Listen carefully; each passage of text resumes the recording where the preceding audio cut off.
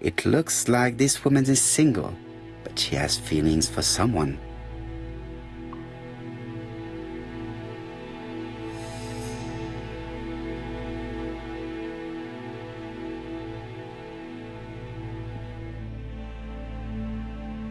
She is looking so intensely at this photo. But is it really a sister that she's studying in this manner?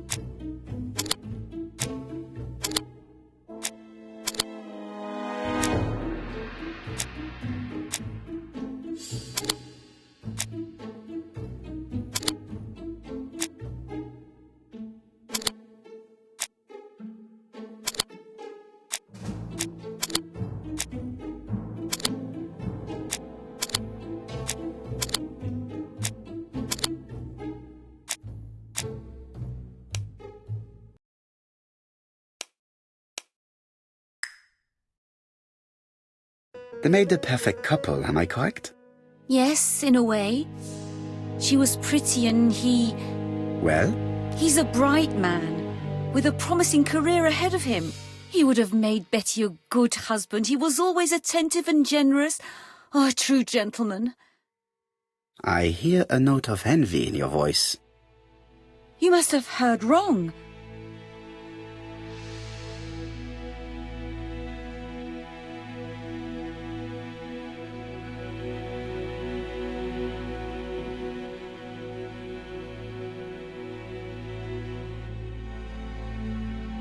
Donald appeared to be very much in love with your sister. Yes, he was mad about her. Mad, you say? Being madly in love can often be destructive, and Mr. Fraser was known for being jealous, I believe. No more than average. Men are always slightly possessive, especially when they are with a pretty woman.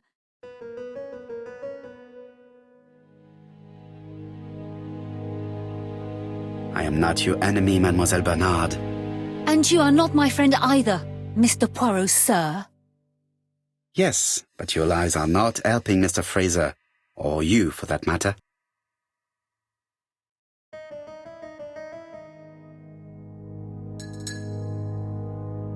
I know that Fraser was jealous, but I wonder why you feel the need to protect him.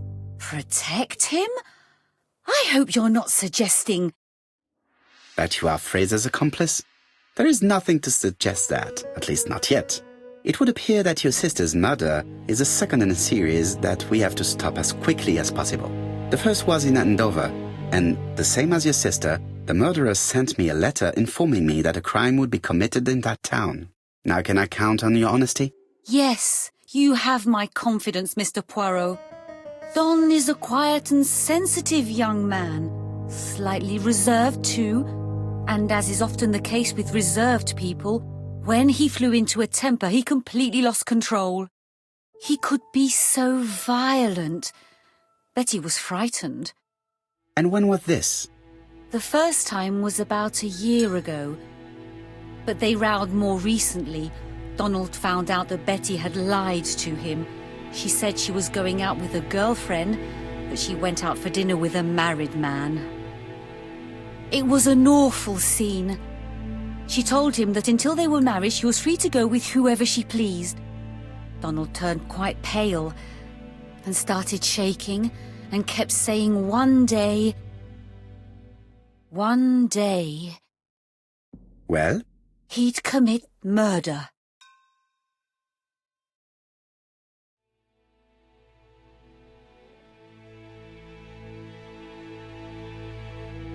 Do you think that is what happened? No, Mr. Poirot, I don't believe that. You yourself said he may be a recidivist madman. Don loved Betty with all his heart. I can't imagine for one instant that he would hurt her. Very good, Mademoiselle Barnard. Thank you for your help.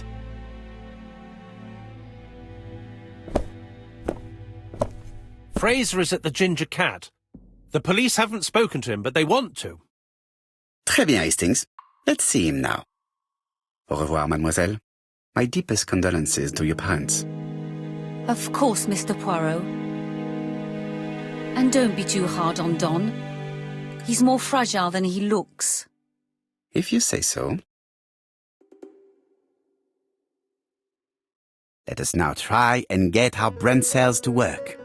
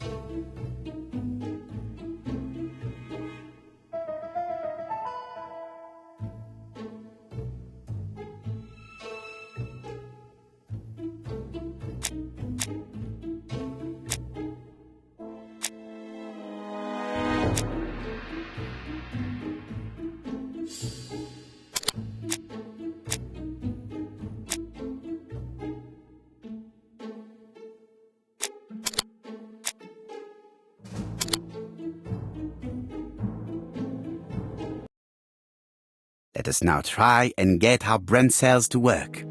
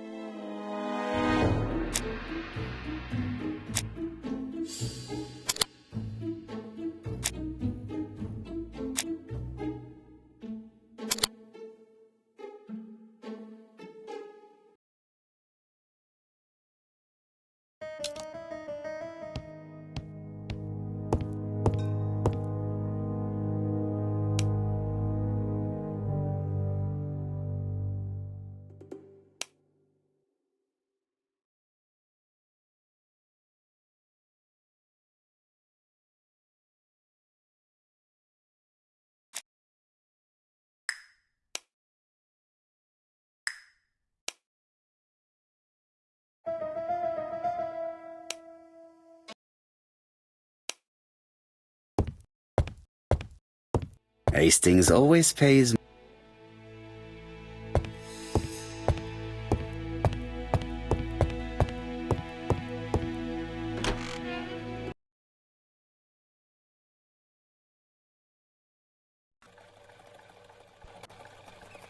You've seen Fraser, Hastings.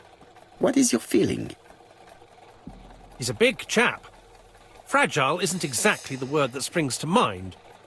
I talked to his landlady before seeing him. She went to bed at 11. Fraser wasn't home yet. Bien. Megan Barnard said he is a reserved character but with a nasty temper. We will see if this is the case.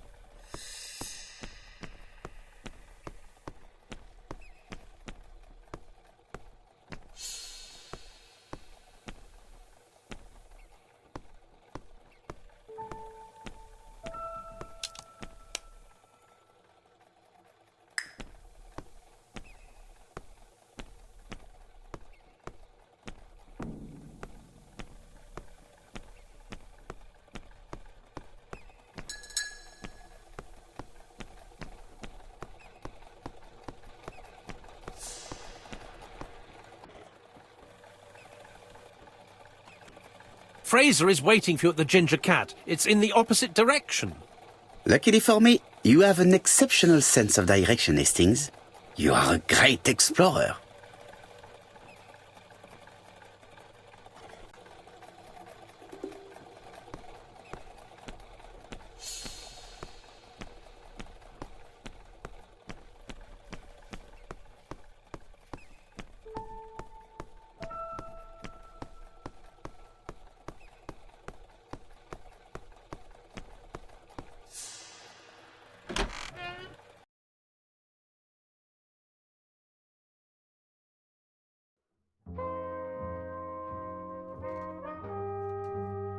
How do you do, Mr. Fraser? You're Hercule Poirot. Mr. Hastings said you wanted to speak to me. Yes. I know that it may not be the right time, but I would like to ask you a few questions.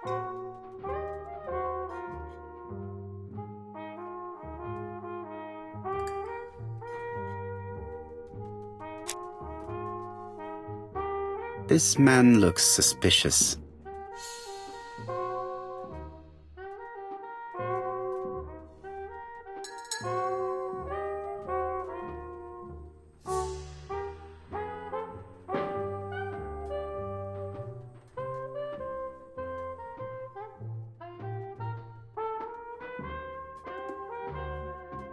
Leave me alone.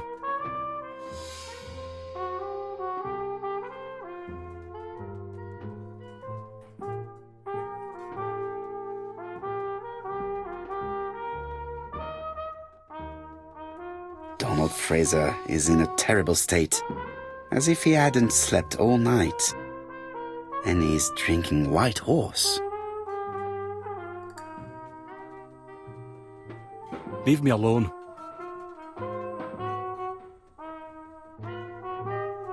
Tell me that it's a mistake, that Betty isn't dead. Sadly, your lady friend has been murdered, Mr. Fraser. Oh, Betty, if only you'd listened.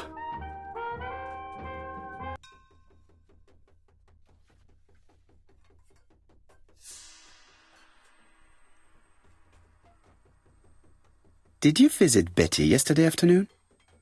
No, I haven't seen Betty for 2 days. I was at the office yesterday afternoon. Can you prove that? Of course. But why this question? Betty died yesterday evening, didn't she?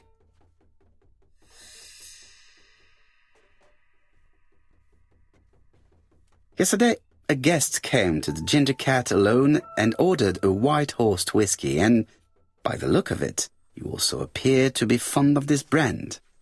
Yes, it's a good whiskey and not cheap. I only drink it on special occasions. Or tragic ones. I understand. Do you know what Betty's plans were yesterday evening? She said she was having dinner with her sister.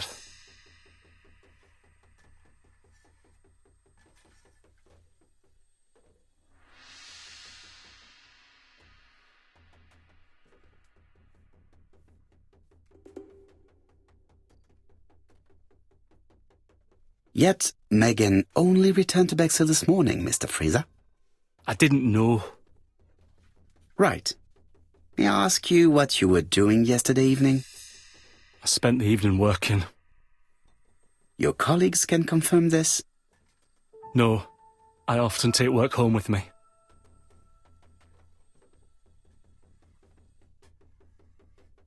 Therefore, you have no alibi, Mr. Fraser. That's right. But that doesn't make me a murderer, Mr. Poirot. I would like you to leave now, please.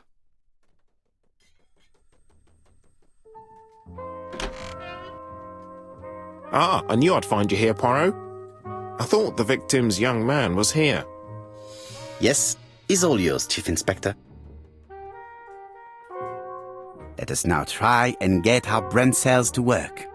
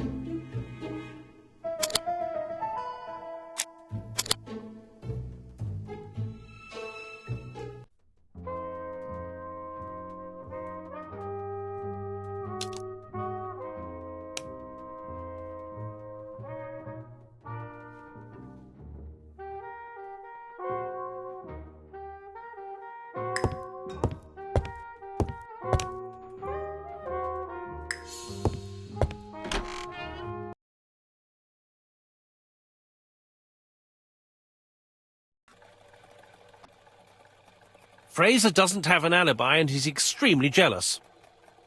You are very skilled at summing up. And yet you haven't asked Jap to arrest him. It is too soon. But I agree, without the letters announcing the crimes, Fraser would already be behind bars. Bon, I think we have enough elements. Let's reconstruct the events at the scene of the crime. I can't imagine how the murderer wasn't seen, though. Surely she must have struggled. Let us try and imagine the scene.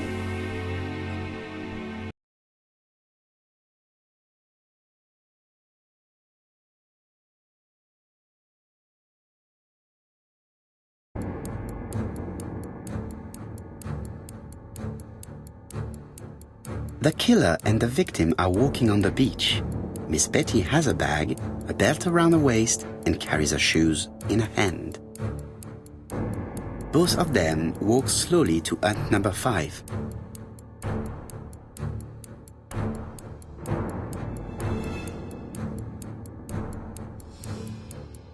Both of them walk slowly to hut number 6. Miss Betty enters the hut. She leaves without her belongings. Then she hides a code.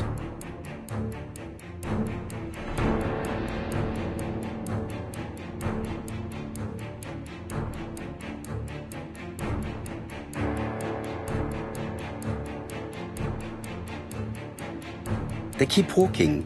Then she removes her belt. The murderer moves behind her and then attacks her by surprise. The body falls, lifeless, on the sand.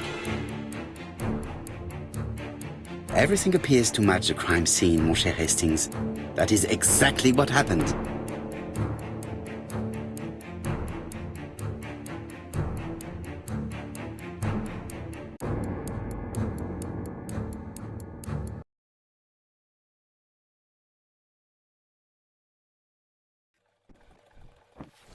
Without the ABC, we might have suspected Mr. Asher and Mr. Fraser.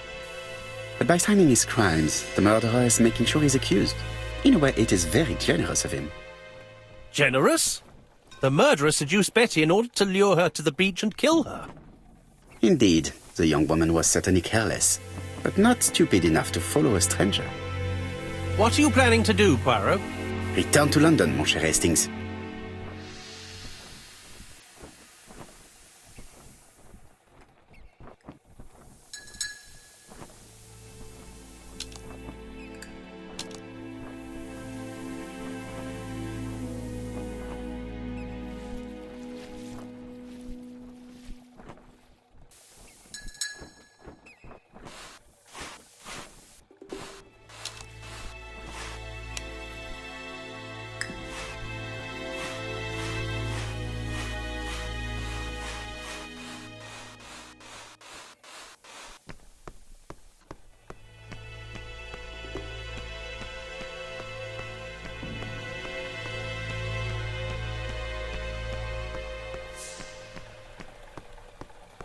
Right, back to London.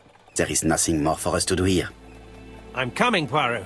According to the guide, the next train departs shortly. Right, back to London.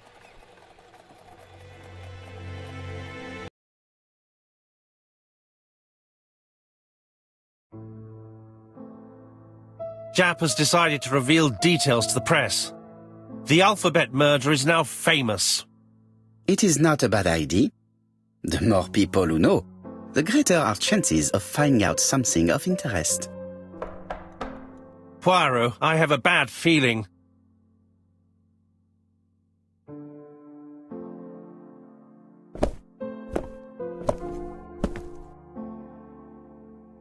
Poor Mr. Poirot, not so good at these little criminal matters as you thought yourself, are you? Rather past your prime, perhaps. Let us see if you can do any better this time. This time, it's an easy one. Churston on the 30th. Do try and do something about it. It's a bit dull having it all my own way, you know. Good hunting. Ever yours, ABC.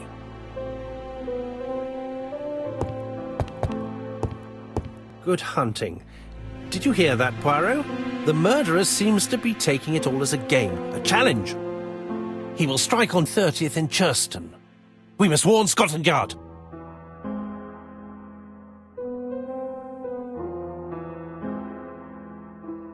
No time to lose. We must prepare our suitcases for Churston. Mon Dieu, it is already 10 o'clock. I will call Scotland Yard immediately.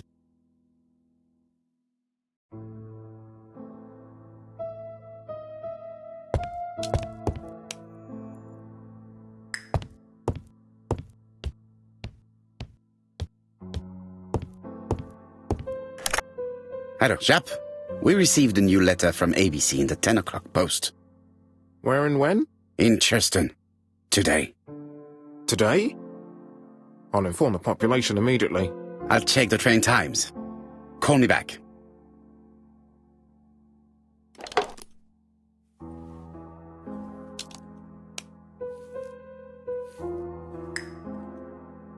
It is not a good time.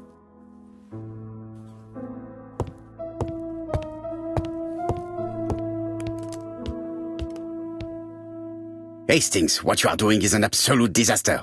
That is no way to pack suitcases. Heavens, we must hurry. We have to get to Churston before the murder.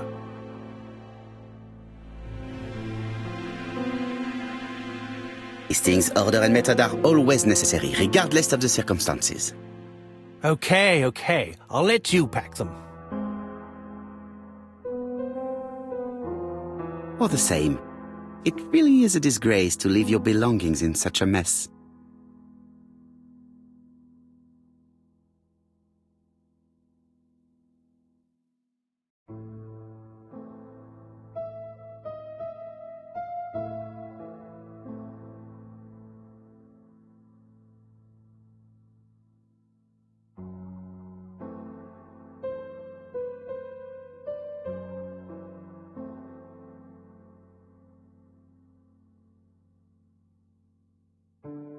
Voila!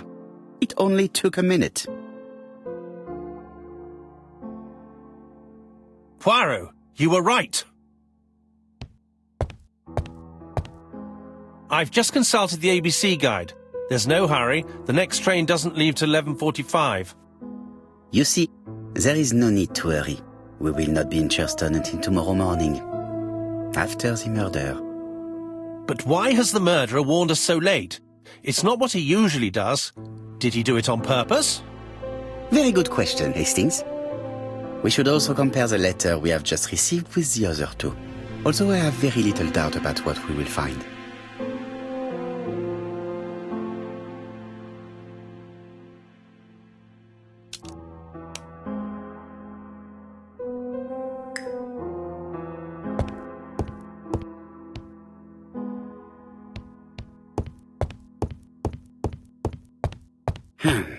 In his haste, Hastings tore the envelope.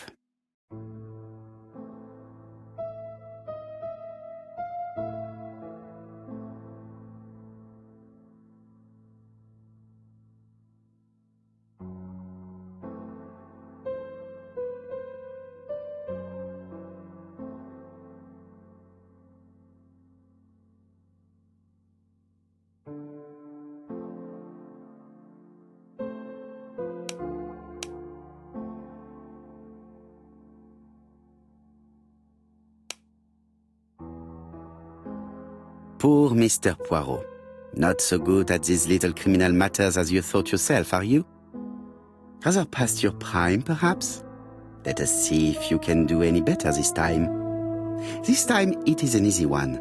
Churston on the 30th. Do try and do something about it. It is a bit dull having it all my own way, you know. Good hunting. Ever yours, ABC.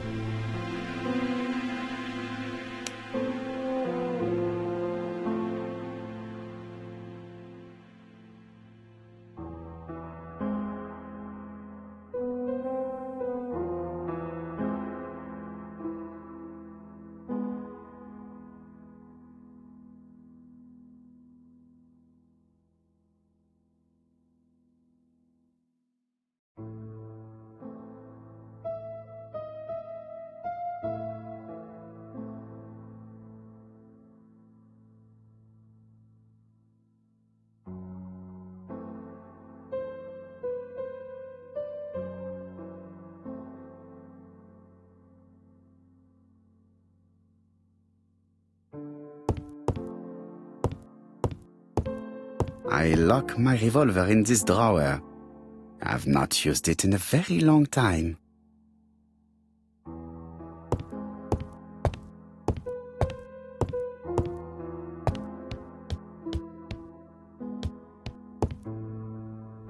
Right, let us compare this new letter with the second one.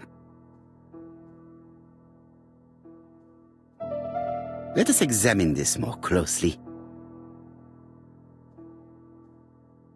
Certain characters in the two letters may have similar defects. Yes, this I is weird. Yes, the A appears to be quite unusual. Yes, this I is weird. Right, let us compare this with the other letter. Yes, the I characters in the two letters do indeed have the same defects. I have to find some other similar defects to confirm my theory.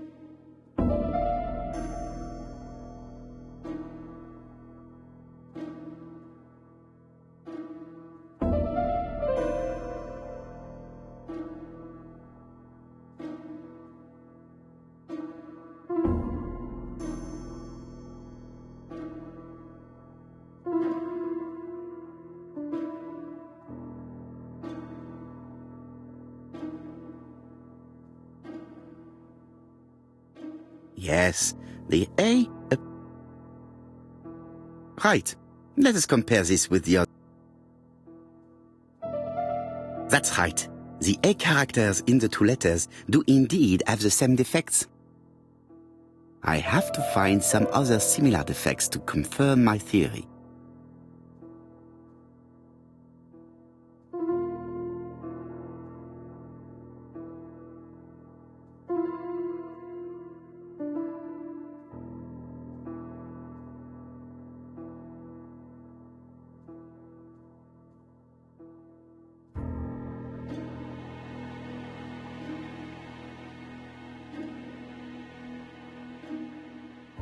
Let us examine the characters in this word.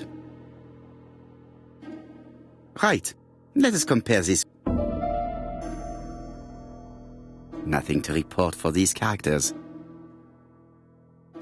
Let us examine the characters in this word. Let us examine the...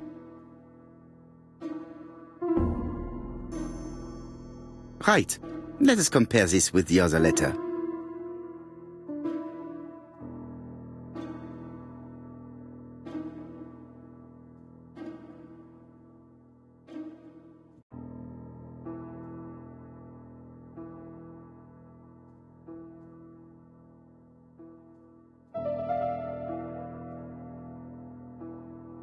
I don't see anything in particular.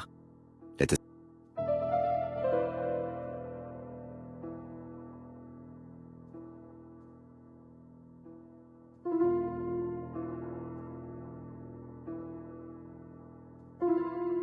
Let us examine the character. Right, let us compare this with the other letter. Certain characters in the two letters may have similar defects.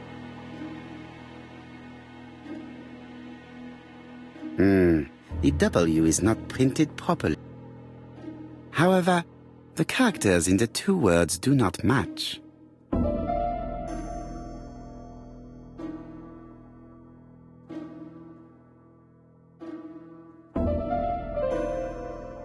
Let us examine the character.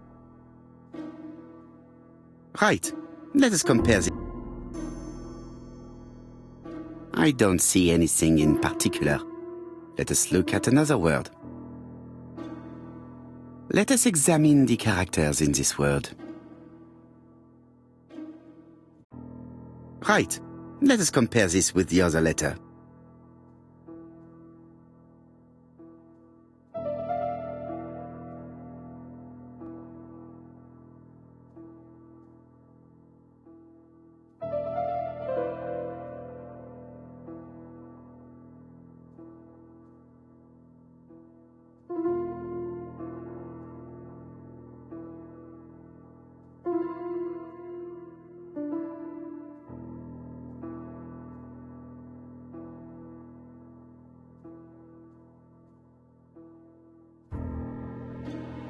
I don't see anything in...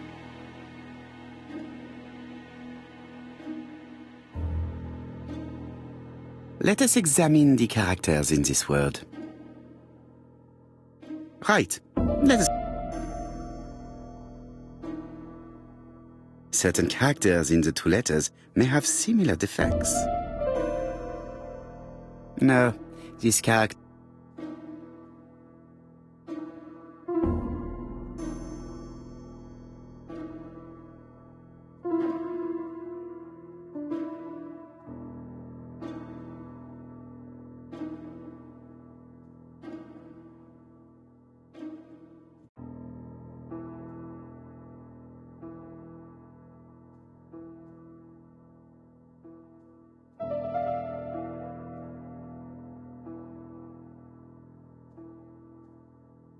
Let us examine the characters in this word. Let us examine the character. Right. Let us...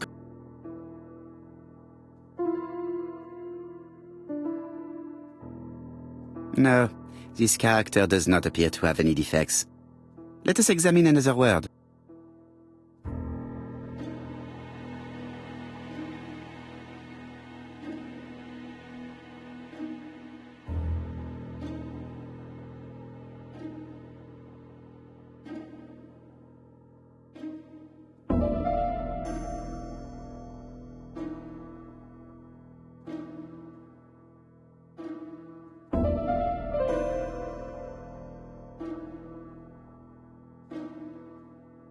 Let us examine the characters in this word.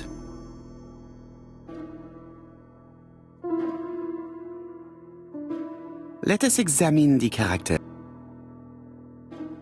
Let us examine the... Right. Let us compare.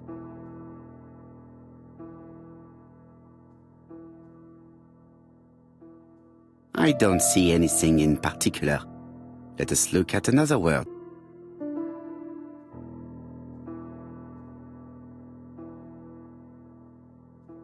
Certain characters in the two letters may have similar defects.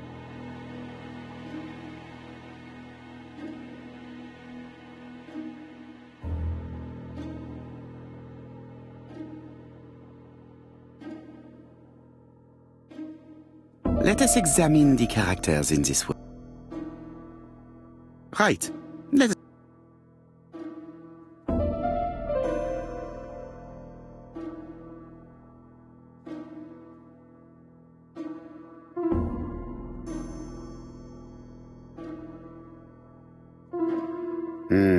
The W is not printed properly.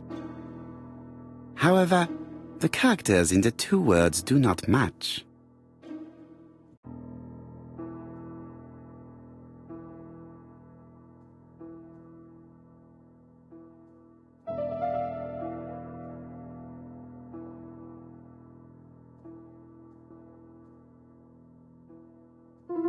Of course, the W characters in the two letters do indeed have the same defects. My theory was right. These two letters were written with the same typewriter. Let us now try and get our brain cells to work.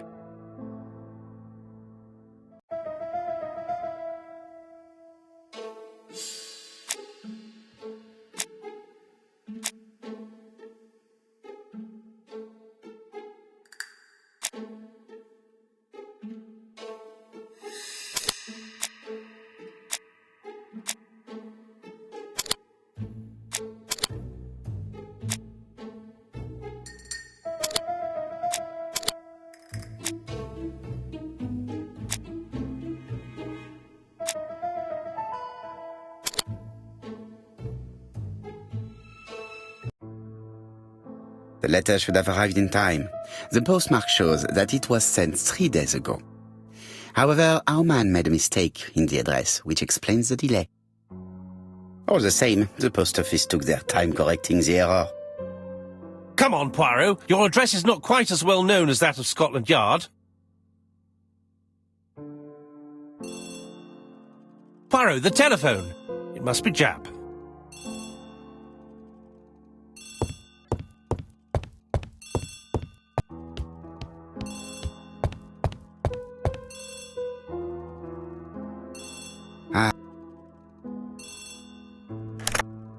I have some news from Churchton. Bad news, I'm afraid. Sir Carmichael Clark was murdered while out on his evening walk. Sir Carmichael Clark. The name is familiar to me. He was a famous throat specialist, one of the best in London. A wealthy man, he retired to Combside, a beautiful house by the sea. He collected antiques. Are you going there? Yes, let's meet on the train.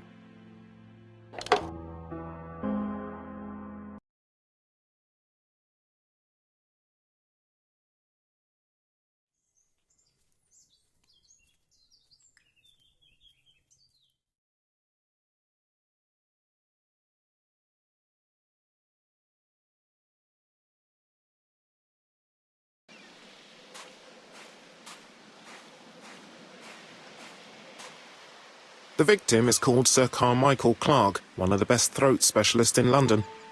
The body was still warm when we found it. If we'd been warned earlier, we definitely could have saved him. It appears that the murderer made a mistake when he wrote his letter. A mistake? Lucky for him. And what if he did it on purpose? No.